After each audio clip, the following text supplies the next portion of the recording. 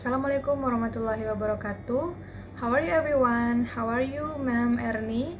And let me introduce myself. My name is Azra Zakia. I am the member of group for Chapter 8, which is Modal Auxiliaries.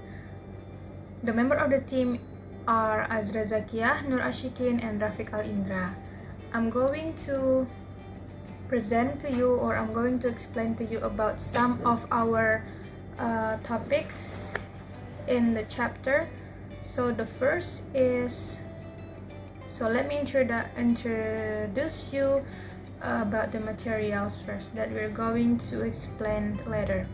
So the modal auxiliaries comprise noun words: can, could, may, might, shall, should, will, would, and must. Unlike verbs, they constitute a closed word class. Their grammar is very different from that of verbs. The meaning they refer to are to do with the idea of modality. Unlike verbs, modals are limited to only one form. They are sometimes called defective verbs because they have no infinitive forms, or to can or not to can. No third persons as present tense. For example, she can't. No past tense, I can't, or she below. No ed or ing participles like I have can't or I am canning. So you can see from the introductions a little bit about the materials. There are some verbs that can be followed by ed, ing, or others. So it depends on the context. So the next is intrinsic modalities. I think this is it don't have to be explained. You can just read from the screen.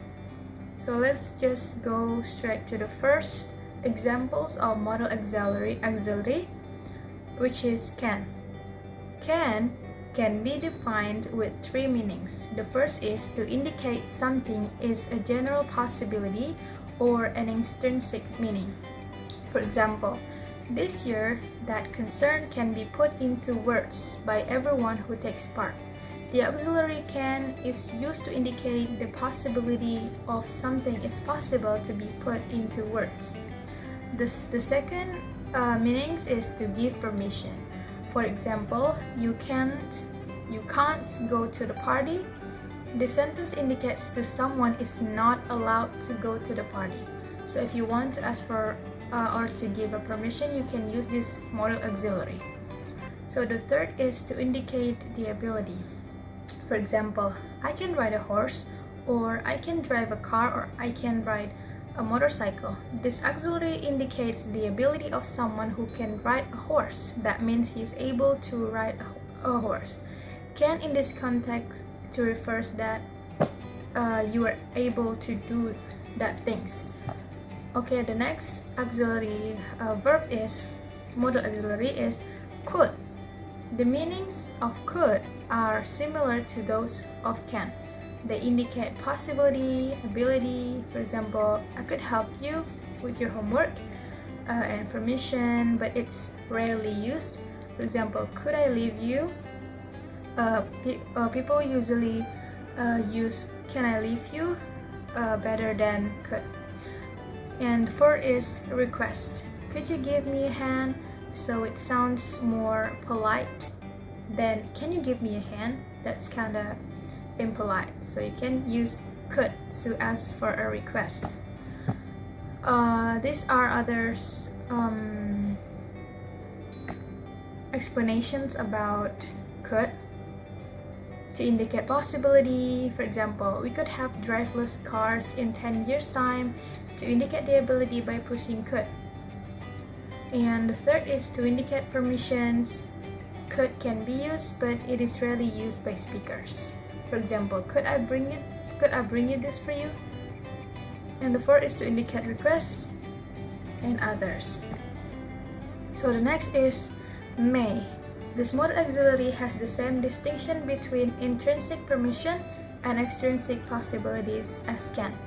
You may begin the exam. It's a permission and intrinsic. It may rain. This is the possibility and extrinsic. May cannot be used to refer to ability because it can sound ambiguous, like I may not use this device. It sounds ambiguous, isn't it? And example of may used to indicate possibility is we may finish this work, I think so. Like the possibility is that they can finish the work, but it's just a possibility. Example of may used to indicate permission is you may have a bite. So it means that someone is allowed to bite that things. Okay, the next modal auxiliary is might.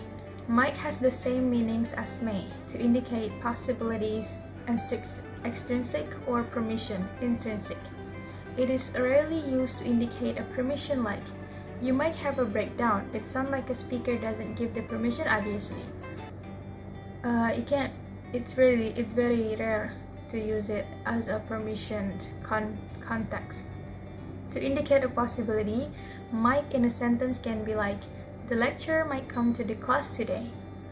Might cannot be stated as the past form of may. It can only refer to present and future. So if you want to use might as the past form of may, it won't be work because might cannot be used as the past form of may. Not like can. The past form of can is could, but may doesn't have any past form.